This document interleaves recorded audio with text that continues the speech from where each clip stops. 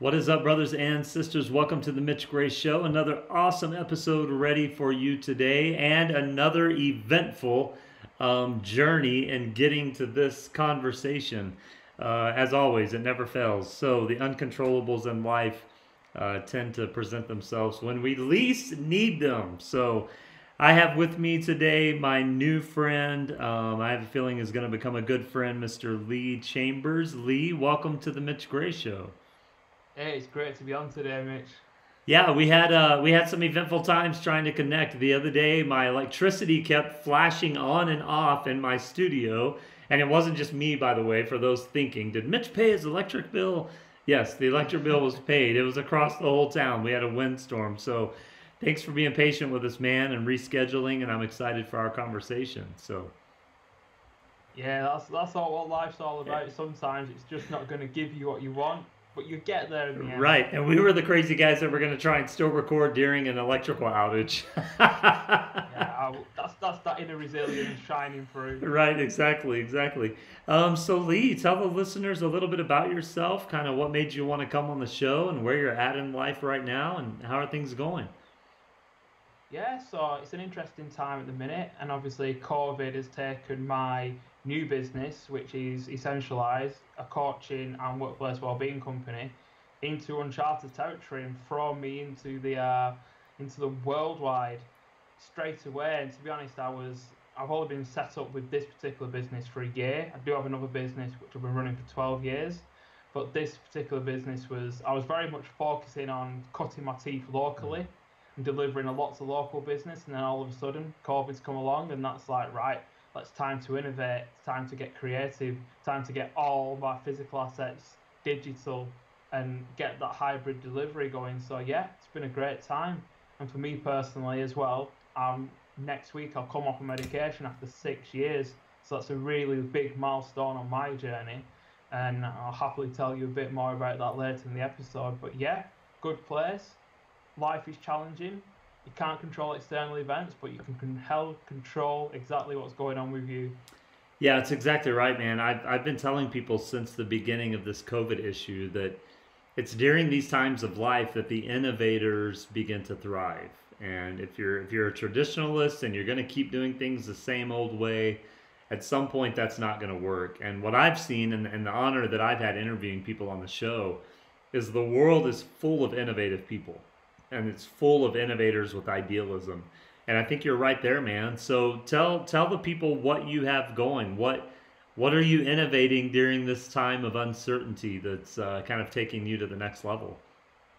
Yeah, so I'm quite enjoying this time. So I'm an environmental psychologist, and that's my disciplinary educational background. But I've got a real passion for workplace well-being. So in terms of what we've been looking to innovate with, obviously at the moment we can do digital health assessments. Hmm. I've been running digital workshops. I lost a number of speaking events, but some of them have flipped and become online conferences, which has been good. And I think the biggest innovation we're looking at is building 3D environments using VR and doing environmental psychology assessments for the future of offices. Instead of building an office physically, we're actually building it digitally and then navigating around and trying to work out where the environmental stresses will be, what the workflow's like, how congruent it is with the roles of the people who will be populating that office, and we can now prevent office design issues that we sometimes have to go in and fix retrospectively by actually building those worlds beforehand and starting to look at how we can prevent tomorrow's problems today. And that's the biggest real interest for me going forward, because what I know is we haven't had a really big crisis like this since the economic crash in 2008. Right. Well, when you actually look at it, what was born out of that crash? Hmm. Uber and Airbnb, Hmm. two companies who decided to be innovative and absolutely disrupted two worldwide traditional big industries in a big Hmm. way. Hmm. And I think what is going to grow out of this COVID crisis, your small to medium sized enterprises who are thinking outside the box, breaking that status quo, they could be Uber or Airbnb in the world in a few years' time. So you've got to have that mindset, forward thinking, what are the challenges of the future? The future of work is going to bring up lots of challenges, lots of problems, and a lot of opportunities. So start looking, future casting, bring it back. Start with the end in mind. So you're telling us that this idea of building something through what all the technology basically, if you put it all together, of not back in the day when computers first came out. So let's go even further than that. It was only blueprints. You still have blueprints. It went from physical to digital.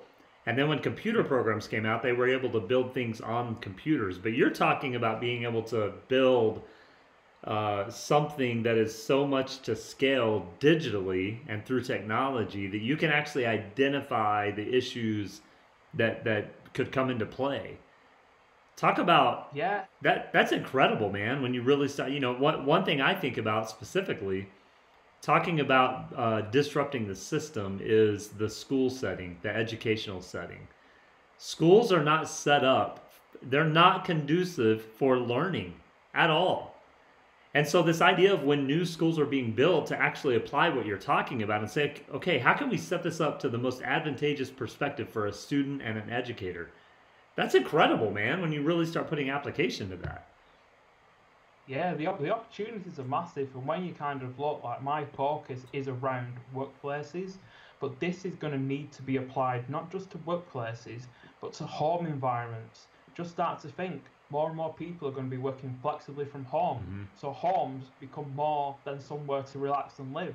They're going to start to become somewhere where you might potentially educate, where you're quite likely to work from. And if you actually look, at the moment, people spend 100 hours of a week either in a sleep environment or a workplace environment. That's 2/3 of your life in environments that people don't often optimize. And so many workplaces are designed by architects who've gone to school and learned certain design philosophies, right, and then come and implant them into the design, have an office a certain way. Quite often they quite like it to look good for the portfolio, right, and to make people happy. And then it's boards who sign it off, financiers who decide the budgets, and facilities who install it. And so often it doesn't actually ever go through to the end user. And the end user then spends 8 hours in that space having to do a job where they've not contributed a significant amount. So a lot of what we do is around social design. We get the end user and say, what do you need? Right. What do you want? What will be congruent for your job? How will it flow for what you do? You're there every day. What are going to be the little things that keep ticking you off? Yeah. Right. Is it designed in a way that a visitor could walk in and know where they were going? Yeah. Because in so many ways, if there's not a natural flow to it, then humans just it's an environmental stress. And then we're looking at the lighting, the temperature, the noise, the ventilation, the density. It's got to be designed with end users in mind, and end users have different environmental needs.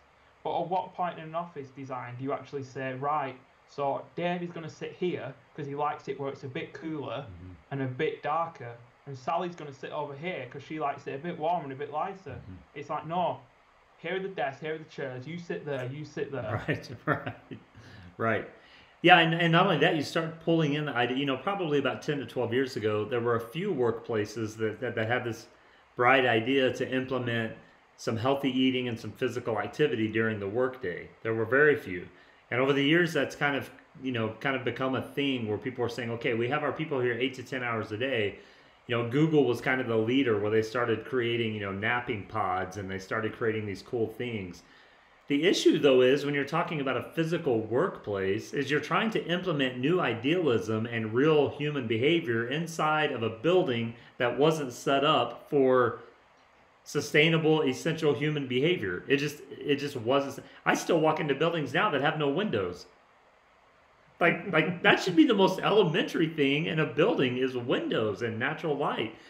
So how do you see it transitioning from, we have all these buildings that aren't equipped for the lifestyle we're talking about? Like what's one thing, since we're on the subject, what's one thing off the top of your mind that you could think of to go, okay, you're dealing with an older building. What's something we could do to begin kind of transitioning into a more substantial lifestyle? Yeah, so I mean, so often you can't tend to smash down buildings and Right, start again. right. You don't get, unfortunately, you don't get the budget for that. But what you find is there's really, really often simple adaptations, and things quite often need updating. And you'll go into an office and it'll be dark, Hmm. and yet they've just blinded the windows, the skylights blocked off. It's like the natural light is there. Hmm. But so often the solutions are simple. And when I'm going into places and they're saying, we haven't got the budget for this, I'm like, I'm going to walk around and find 10 things that you can do For that'll free. cost you Yeah. $500 and probably make your staff twice as happy. Right. And it's so, so simple. Yeah. But what it actually comes down to, and you make a really relevant point, a lot of older buildings are not congruent with the messages that are trying to be put out. But what I'm actually finding more so is that what's more important is that workers are inspired and have hope in the leadership, and that the leadership is actually congruent. So they're not telling them you've got to eat healthy while keeping the vending machines there and not actually promoting it beyond that initial like awareness. So when the company actually is purposeful and that leadership is conscious, the values are lived, not just written, and people then start to become more engaged and more motivated. And in all truth, an employee's health behaviours is their responsibility. But if they can leave the office in a place of wellness that's as high as when they came in, then they will go home and cook the food and go to bed on time. Hmm. And it's kind of getting that message across. You can't tell your employees what to do. You need to inspire and empower them to behave in a more optimal way. But that comes from them being inspired and feeling that they're part of the company's purpose and the company's journey. And they're actually not just going to work for a paycheck, but they're going to work to make a difference to the world. Yeah, so really what you're identifying as culture is a culture where, because I've seen a lot of companies make this mistake is they say, okay, we want a wellness program. We want to implement something that's going to help our people. So they do pull the blinds, or maybe they fill the soda machine with water and whatever else, and they change. But they never really implement the change that's necessary. And the change that's necessary is what you just said: inspiration and empowerment. In other words, if you're still expecting your worker to work for very low wages and do a job they don't enjoy that doesn't fit their skill set, it doesn't matter if you create the coolest building in the world. They're still going to be miserable. And it's that empathy toward your employees that says, we're going to create a culture where you're empowered, you're a part of the larger vision. We're going to match your skill set with what's going to help our company grow. And then everything else follows suit. I just feel like sometimes we get the wrong things to become priority, and we never get the right things to become priority. Yeah, and that's so right, because a big part of what I see is that at the very, very base level of an employee's well-being is two very simple things: appreciation for the work that they do, Yes. and some element of autonomy in their role. So it's having that bit of choice and that bit of praise. If that's not there, it doesn't matter how much you invest in external wellness and well-being, because it's trying to look at something in isolation. It's like trying to take a pill but then getting 10 side effects. Yes. It's workplace is integrated. So in so many ways, you're kind of looking at that and realizing that, firstly, if you get the culture right, any external wellness that comes in is amplified because the culture resonates, and therefore what comes in, people are more absorbent, people are more adaptive to it. And it's quite a difficult thing to sometimes get across, that organizational culture. It actually starts internally, Yes. and that alignment with those values that are then lived day to day, decisions pass through that lens, and they start to see actually the company cares about not just the investors, but society, the customers and the clients, the partners and collaborators, us as employees. The investors are still cared about, because at the end of the day, companies need profit to be sustainable, and the more profit they make, the more they can impact the world. And I quite often go in there and say, look, it sounds, sometimes it comes across and it sounds like you're saying, what about the shareholders? They need the value. And what I'm saying is, okay, so a business has profit. Profits are vital. But let's look at it like this. A human being has red blood cells. You need red blood cells to live. A business needs profit to live. But human beings don't live for red blood cells. Right. And a business shouldn't live for profit. Right. And if you want to expand and grow your profit, create a healthy culture. Profit is a byproduct of a healthy culture. Yeah. Every single time. Because if you have a negative culture, you may have a year or two that you grow your business and impact profit, but your high performers aren't going to stay around, because high performing people don't stay around unhealthy places. You're going to have constant turnover, and so eventually it catches up to you. I tell business owners this constantly. They'll complain, Mitch, we can't find quality people. No. You can find quality people. You don't know how to develop quality people. That's the difference. But it's an internal, self-aware perception of leadership. And when they can't look in the mirror and deal with the reflection they see, it's very difficult to make those changes. Oh, yeah. And again, it works in the complete opposite way, because when you have that healthy culture, people are motivated, employee morale is high, retention is high. But what actually happens is they go to their industry networking and they say, it's a great place to work. Yes. I'm quite happy at the minute. Yes. Guys from the next company's like, that spreads across. Suddenly, the people in the universities, the best talent that's going to onboard hears that your company is good. It's a good place to work.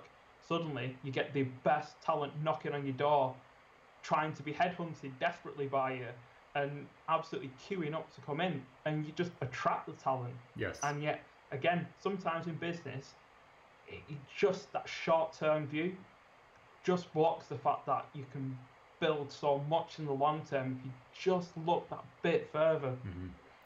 Yeah, and it's a very fear-driven culture. I have a situation that I know of specifically where number one salesperson of this store really brings down the whole aptitude and culture of the store. And manager doesn't want to get rid of number one salesman. Why? Because he's number one salesman. But the real reason is because owner is then going to call manager, and manager's going to get in trouble because he got rid of number one salesman, even though number one salesman is bad attitude, bad teammate, not working out at all.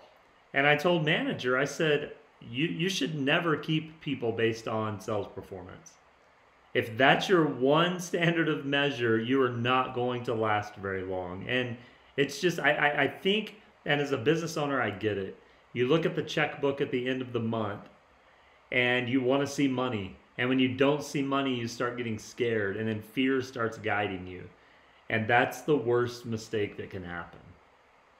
Yeah, and to be honest, it's part of that is actually growing as a person. Mm-hmm. So leading yourself first, learning how to almost control your fear and leverage that courage of stepping a little bit aside out of your own comfort zone. Yes. And actually starting to look at leadership as more an authentic expression of you, and then spreading that down, because really as a leader, you are in your wagon on the highway at the front, driving your big wagon right up the highway to the company's destination, and behind you you've got your managers in your vans and your staff in their cars. And what the company really needs is a leader who knows where he's going, he's got his sat-nav on, he's ready for obstacles, he's got his priorities in place, his physical and his mental health are being looked after, so he's not drunk and falling asleep at the wheel, ready to wipe out half his managers. Right. That the managers are actually not being, not swerving around the road, frustrating their employees. They're actually giving their employees space to grow and follow the same direction. And sometimes when I use that analogy, it's like, whoa, that makes a lot of sense. And it's like, yeah, because when we just look at the figures in isolation and don't look at how you can develop people, and how actually most of the innovation in your company is from the people doing the job every day. Yes. They know exactly what the issues are.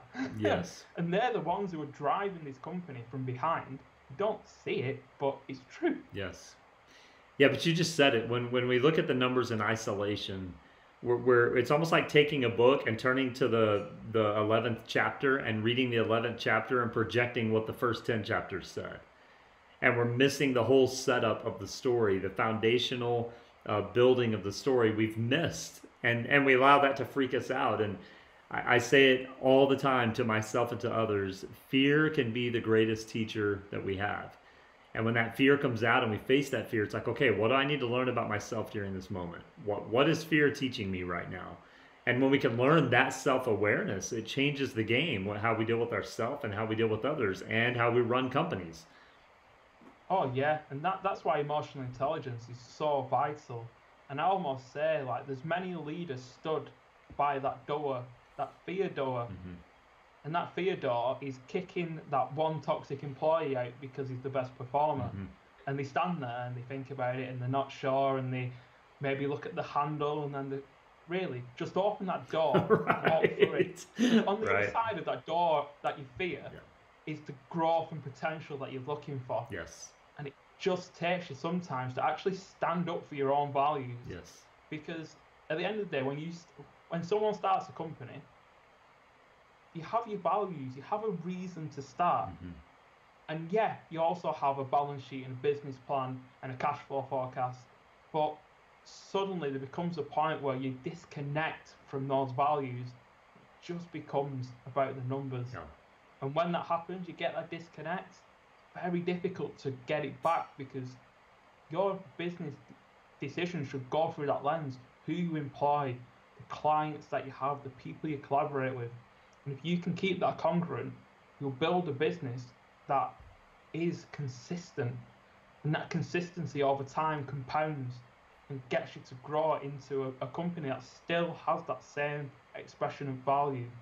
And it doesn't suddenly go and tilt a little degree off and Right. get away with it, Right. and tilt another degree and get away with it, because before you know it, they're facing the wrong way and they're in trouble because they're Right. so far Right. from where they started.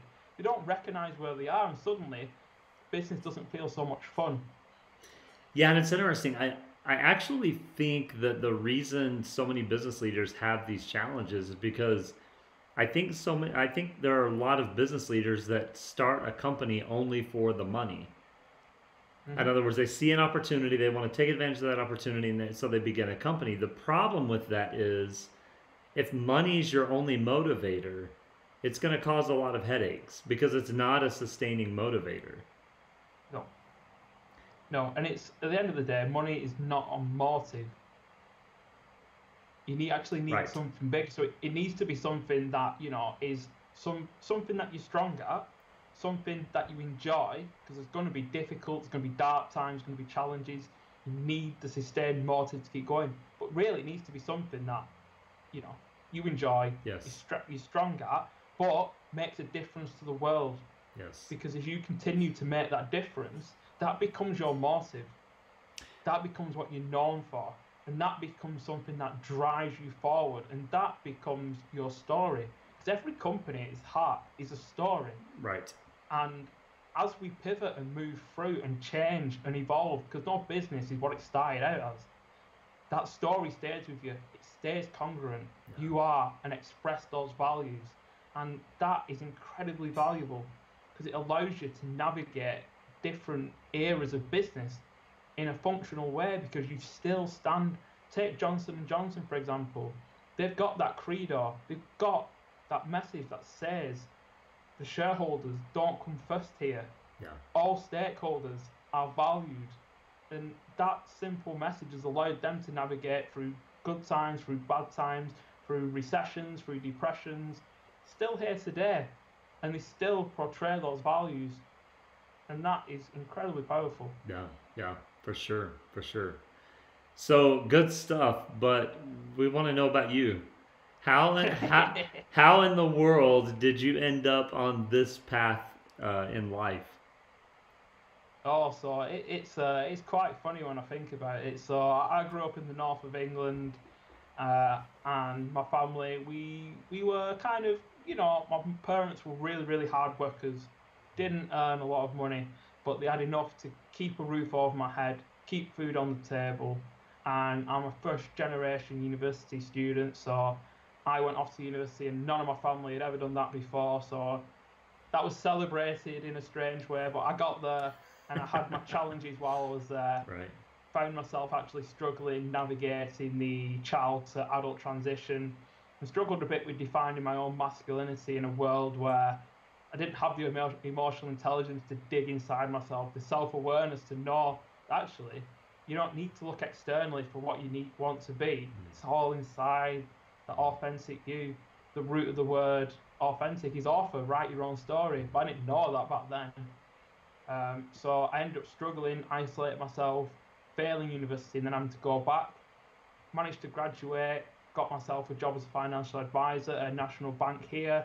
Really wanted to help people sort their financial well-being so that they were, happy. They were sorted for the rest of their life. This was 2007. I got the job. 6 months later, economic crash comes, lose my training, lose the job, and I'm like, whoa. I had that path lined up. That's completely gone. What now? So, had a good think. I'd done international business psychology at university, so I had a lot of different ideas, but I decided I'm going to set up a business. I'm good with statistics, good with figures. I've got a scientific brain, I can do this. Set up a video game company, and that took off. Went up to 6 figures in 12 months. Went working in local government, so I didn't feel like I was outside of that career loop, just in case I needed to go back. But then that took me on a real journey where the company continued growing, and I then worked with unemployed people, getting them back into work, helping them with confidence, communication, and that was handy because it started to make me feel really good when I was helping them. Right. And then I ended up working in elite sport for 6 months, which was amazing, seeing the cutting edge of science, the experimentation, the striving for those marginal gains for 90 minutes on a Saturday, and it really opened my eyes to another level of performance.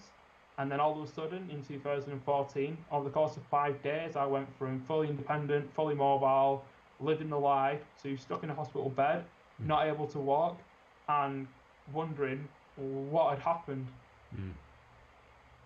So what did happen? Yeah, so unfortunately, my immune system attacked my joints. So it got fused and decided it was going to attack the connective tissue. So that literally went from Friday with my wrist locked in place to the following Wednesday, both my knees and my shoulder locked in place. And I was completely immobilized. I couldn't show myself, couldn't eat. I was taken through to emergency at hospital and sent straight through to the back when they looked at me and thought, right, he's not in a good place. Right. And it was challenging because my son was 18 months old and he didn't understand why daddy couldn't move. And my wife was 6 months pregnant and she was having to come and look after me. She had to move back in with her parents. And it was rough.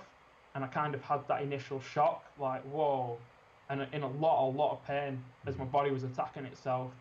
And then I kind of moved through to frustration and despair because I'm like, at this point I was 29, and just a week before I'd just turned 29, celebrated my birthday, and thought, right, I'm going to have some big plans before I'm 30. And that was blown out of the water, like boom, like a bomb.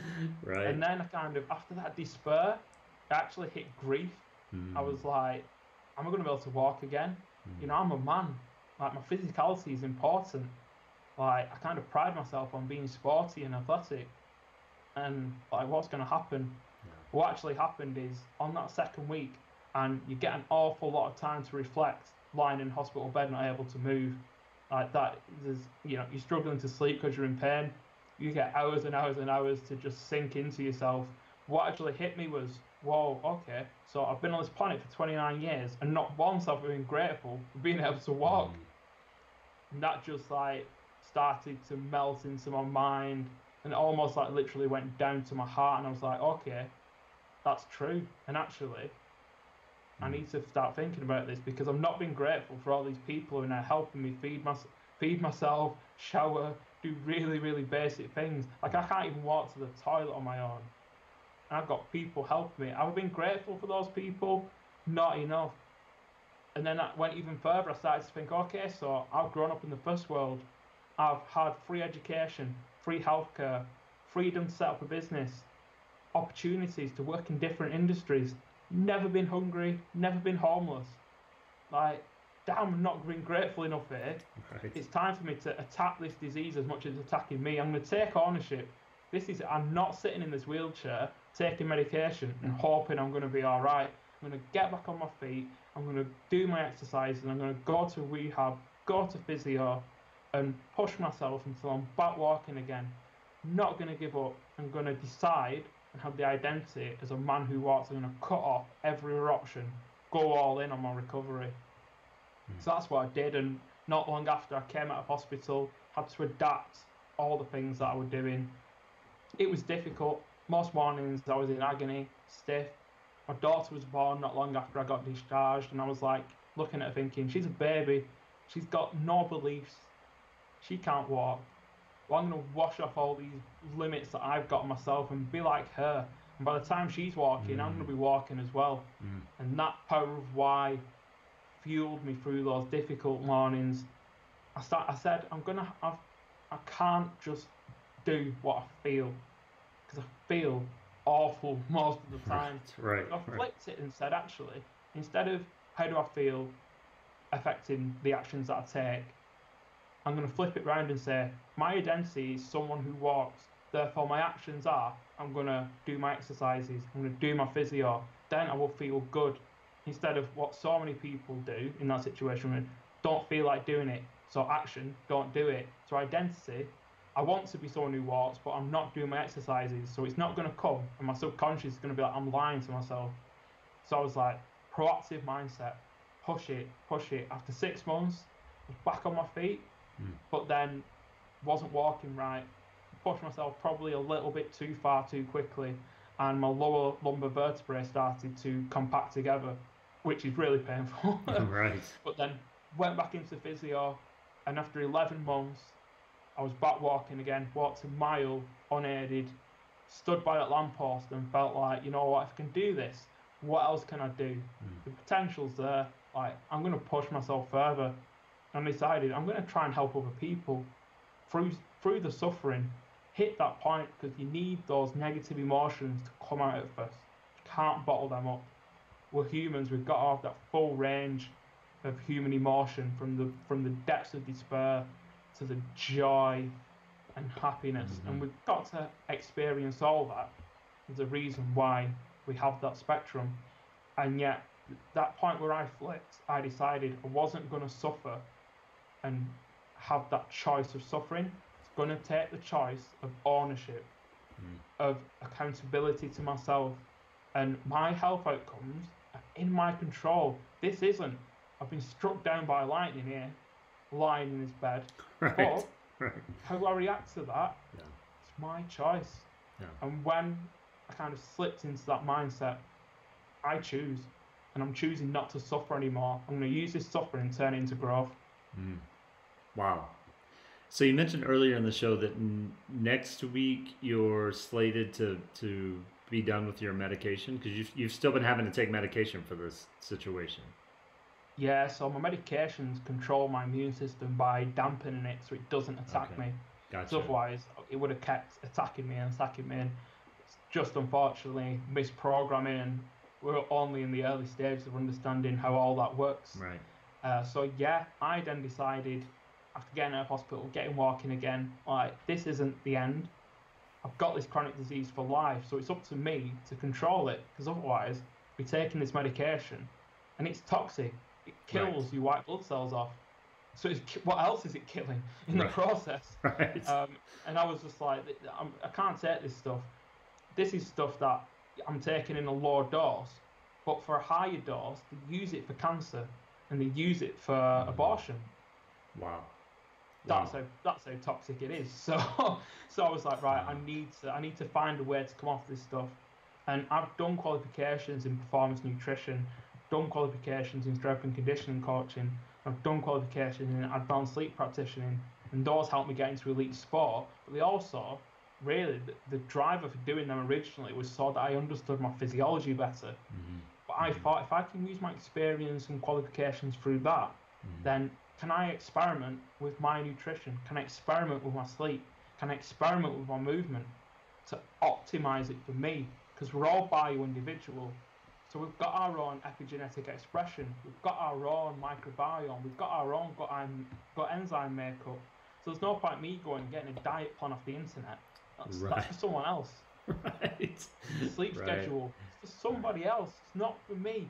Right. It's not for you. Right. It's forever made it. And it's like this cookie cutter approach. Well, with our health, it needs to be bespoke because every single one of us is different. Yeah. So I then started the period of getting my journals out and gathering data. I was taking pieces of food in and out, different ingredients in and out of my diet to try and work out what energizes me, what can I tolerate, what drains me, what sets my inflammation off, and starting to understand that and get a grasp of that by recording how I felt initially after eating it, 30 minutes down the line, 2 hours down the line. And that process gradually built me to understand exactly what I can eat that does me good. What can I eat that I can have a bit of, I can tolerate it, but what do I need to avoid because it's causing me all sorts of problems. It was the same with sleep. Started to work out what chronotype that I had, started to realise what temperature my room needed to be, how dark it needed to be.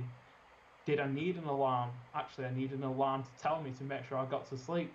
How light was my room, but also how was it designed, the flow of it, looking at making sure that there's not clutter that's causing environmental stress, and actually using breathing to relax and starting to work in waves during the day so I could disconnect easier at night, and actually having a defined PM routine and a consistent bedtime, just bringing all those things in together with the movement as well, looking at how much I moved, making sure I moved enough during the day, that I had exercise that was functional and was keeping me in as good a shape as possible, but also not pushing so far that I was in pain and I was stiff, but not being so sedentary that I wasn't getting the benefits of that.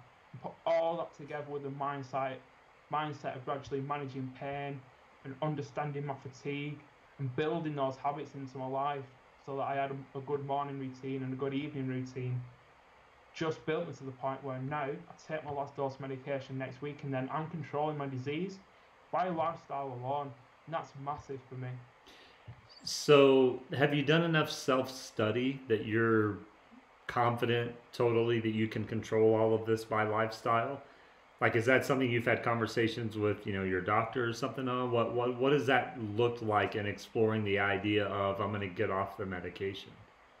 Yeah, so naturally I was always of that mindset quite a few years ago, and I've been working with my consultant ever since. And my consultant kind of knows and had those discussions with me, and then a year ago gave me the go ahead and said start stepping Okay. down. Yeah. So I spent the last year stepping it down, and she was like, "There's a good chance that you step it down, and then suddenly at some point it's going to bite you in the ass." But I was like, you know what? I honestly feel I can do it, and I feel that even somewhere beyond that, part of it is in your mind, Right. Right. Right. and our mind is so powerful that, like when they did the knee surgery experiments at Stanford, where they took 3 people and give them either a full knee surgery, a knee clean out, or just cut a scar in the knee. And this is people with serious knee pain, and then recorded afterwards what they all said. And even the people who hadn't had any surgery at all reported less pain because Right. there's so much Right. in our Right. mind. They all reported very similar levels of less pain, whether they'd had the full, the minor, or nothing, just the scar. Yeah. But obviously they were asleep, so they all thought they'd had the same thing. Yeah. Yeah. Yeah. It's incredible, man. It's incredible um, how the mind can guide the emotions and the emotions can guide the manifestation of all of that, whether we're talking about health or stress or a few weeks ago I had Dave Lowe on and we were talking about mental health and that for some people mental health is a battle for their whole life, but how we can control some of that so that on the dark days it's not as dark, and just learning how to navigate some of that. And I think that does. I think what we've done is we've overvalued some aspects and undervalued others. So in other words, we can be physically healthy but mentally distressed. or we can be Yep. mentally healthy, but then physically we don't take care of ourselves. And I think what you're kind of pointing to is the balance of understanding the whole package. And really, what's interesting is this actually has everything to do with business and company culture, because Yep. because it's the same model. If one thing is in distress, it's going to cause everything to be out of alignment. And really, what we're talking about is getting everything aligned. Yeah, and I kind of almost described that when going into companies, saying that I'm here in some ways to make you corporate athletes, but Yeah. not the athlete that's at the height of performance, but they're going to die at 40 Hmm. because they pushed that performance Hmm. so much that they're not healthy anymore. Right. I'm actually building you longevity. You're going to be the marathon runner who's still running at 60 Hmm. and still posting a competitive time because you've actually lived to your values and you've not pushed so hard up against that wall of burnout, but you've actually managed to work in those waves and Right. as a business actually appreciate those. And obviously, Dave's an interesting character because he's originally from the same part Yeah. of the world as I'm still living today, Right. and he's flown himself out to He's in- flown himself out to California, having a yeah. whale of a time. He is. But He yeah, is.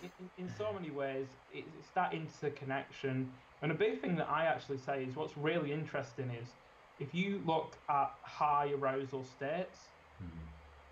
on one side, you've got serious anxiety, Hmm. where you've got butterflies, your palms are sweating, you're shaking, you're about to go on stage at a conference, 500 beady eyes looking at you, Right. you just you're a bit concerned you might choke, so you're there, you're absolutely shaking, you kind of you feel your heartbeat going. Right. That's negative, right? Because you're feeling scared, Hmm. you're feeling anxious. Think about if you're going to go out there and be excited. Hmm. What would your physiology be like? You'd still have those sweaty palms, you'd still be buzzing, you'd still be shaking, your heartbeat would still be going because that high arousal state manifests itself physiologically exactly the same. Right. But if you think it's negative, you're anxious. If you think it's positive, you're excited. And so often in that situation, people are saying, calm down, just calm down. But you can't go from high arousal negative to low arousal positive. Even a Zen master is Right. not going to transition Right. across that in a few minutes backstage. It's Right. just not going to happen. So you actually start to tell yourself you're excited and you can move yourself just across to a more positive state. And you actually need to be in a high arousal state if you're going to go out and present because that energy comes forth and Mhm. allows you to Mhm. express yourself Mhm. a lot more forcefully. And you know, you suddenly go out there and you're not looking to, you know, be perfect. Right. You're actually looking to connect with the people, and you get that high performance by having high arousal level. And so often people are saying like, "Oh, just calm down." That's that's simply bad advice, but just shows how you frame a state can change and how physiologically negative and positive can manifest itself in the exact same way for so many emotive states. I have a perfect childhood example of that happened to me personally. I was in fourth grade, so probably 10 or 11 years old, 11, 12 years old, whatever age. And I was about to be in a state singing competition. And Oh, I stood on stage, and the curtains were starting to come across, and I ran off the stage because I was like, I can't remember the words. I don't know what's happening. Conversely, a year later, same singing competition, came back and won. And a lot of it is just exactly what you're saying. And again, going back to fear being a great teacher, what I've always told people is if you get nervous in situations like that, whatever it is, ask yourself why you're nervous. Are you nervous because you've not done it before? Are you nervous because you're not prepared? Are you mm-hmm. nervous because you're worried about what other people are going to think? Like what's causing that nervousness? And if you've put in the work and you've put in the practice, I think that's a part of what allows us to take that shift into from the negative to the positive. I've found in life that when we find ourselves being more negative, it's because in some form or fashion there's something that we haven't dealt with, and sometimes it's just practicing. Sometimes it's just having the routine of doing it. And that's what we should be practicing every day, because that practice is just going to help prepare us. But Yeah. yeah, interesting. I lived it, man. I lived that. That is the only time in my life I've been on stage millions of times, and that's the only time in my life I got stage fright and ran off, ran off the stage. Yeah, I've been there as well. I was giving a business presentation at university, and I got halfway through and completely chalked and froze. Yeah. And I actually took that personally back then, less self-aware, as a bit of a failure.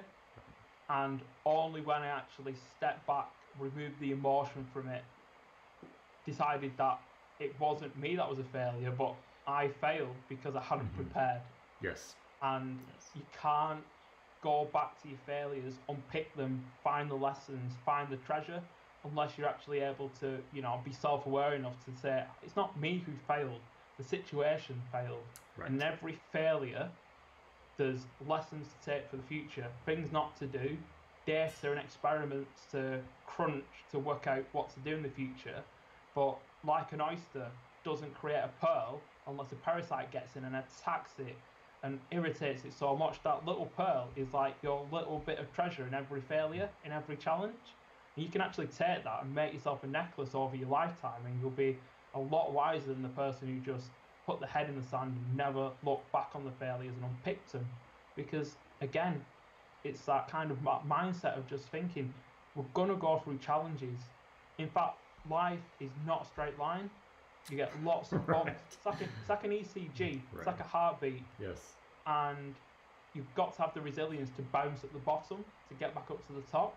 But people who think that life's going to be certain and comfortable, well, that's a flat line. And if you've got a flat line on ECG, you're dead. You're dead. Yeah, you're dead.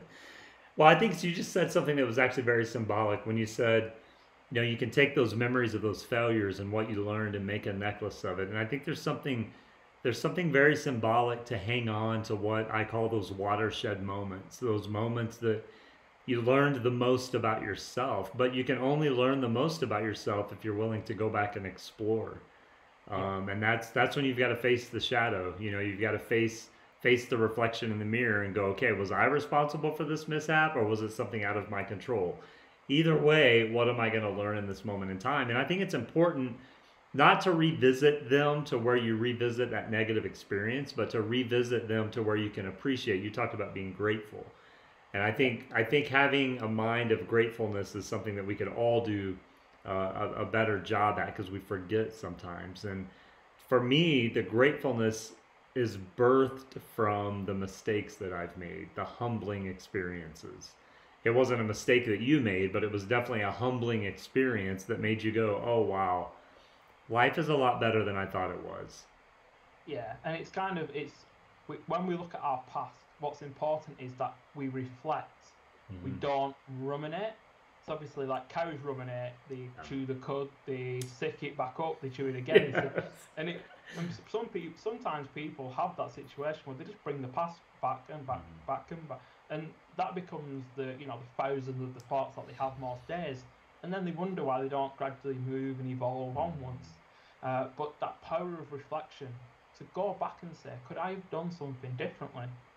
To be able to actually do that objectively is incredibly powerful, because that is data. Our whole life is an experiment. And once we actually whack our lab coat on and start to think we're back in the science lab at school, and we have that approach to things, then we can willing to go out and run experiments to learn, to find that actually that didn't work, but maybe there's something in there. And I think that experimenter's mindset, that beginner's mindset, like the fundamentals are vital.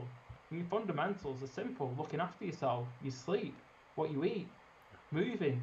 If you get those down, then look how much energy you've got to do what you need to do, but then how much energy you've got to do the things that you love doing.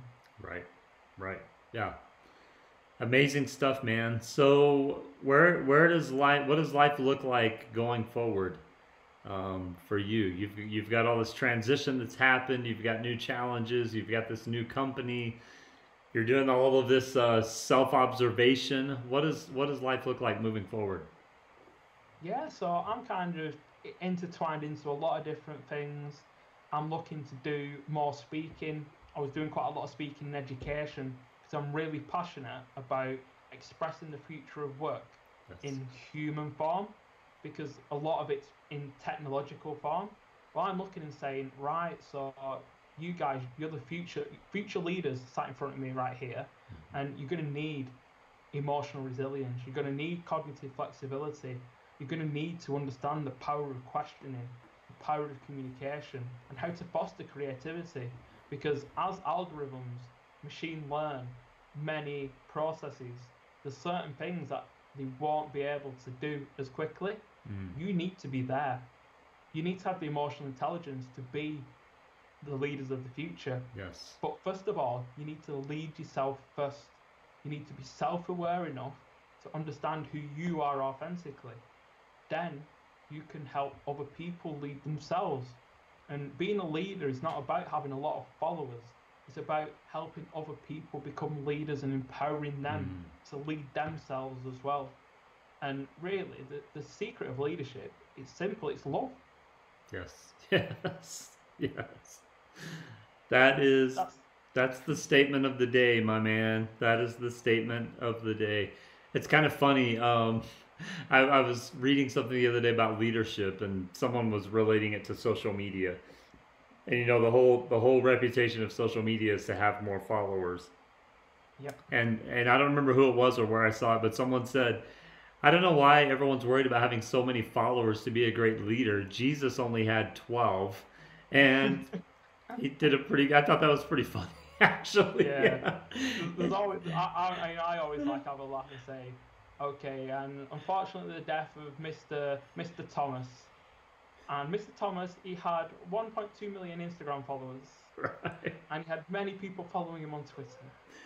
And he's in his casket today, and there's two people at his funeral Yeah. because all his followers are not here, cannot attend. He Right. left a few messages saying they liked his social media posts, and that the picture he posted in 2017 was very interesting. Right. That's his And he's like, you eulogy. want to be known for in your life, or do you want to go and make a change so Right. that people actually say at your funeral, he was a good man, he inspired people, he Yeah. made a difference to the world? Or you can say, oh yeah, he had millions of followers. Oh, he had Right. millions of pounds and dollars. Right. Yeah. I know what I want. Yeah. That's a great perspective, man. Great perspective. So a few things when we start wrapping up. First of all, this has been amazing conversation. I'm excited. I'm excited to re-listen and re-hear the things you were saying, which were powerful, so powerful.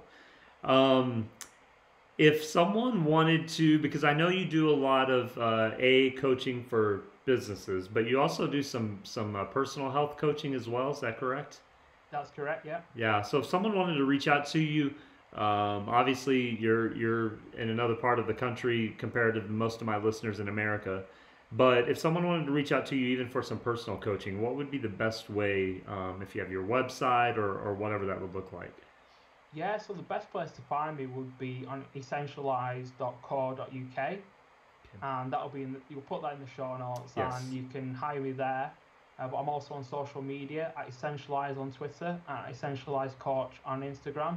And I do already have a few US and Canadian clients, so you will fit nicely into my evening delivery.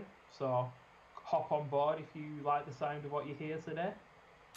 Yeah, if you're listening right now and you're a business owner of any size, and you're looking to do all you can to empower your people mentally, emotionally, physically, spiritually, I would highly suggest you reach out to Lee. And at minimum, he can offer some advice on what direction to take. At maximum, hopefully you can hire Lee and partner with him and helping him and letting him coach you to take, because that is the way things are changing. And I encourage business owners constantly, if you want to reach the maximum potential of your business, this is the direction you have to go. The day and time of just being a job is gone. And sadly, in most modern countries, people are working longer and harder. They're not working shorter. And that's another subject we can talk about another time, the benefits of not working as many hours a week. But so talking to myself, but but I think if you're a business owner and you want to reach out to Lee, please do. But if you're just someone that wants some personal coaching, Lee has a lot of wisdom and knowledge to share. Okay, man, we two more things. I have my 5 questions that I ask each guest at the end of the show. One word answers only. When I first started this a couple of months ago, the first couple of guests had never heard of it. Now I think people are listening to the show and it's like, okay, I got to be ready for this. I got to be ready for this. Okay, regarding books, do you prefer digital or paper? Paper. Paper. Coffee or tea? Coffee. Black, or do you put something in it? White. White. What is white coffee? With milk in. Oh, with milk in. I'm the same way. Okay, what's one guilty pleasure you have in life? Pizza. Yes, I could agree with that. One thing that you can't live without.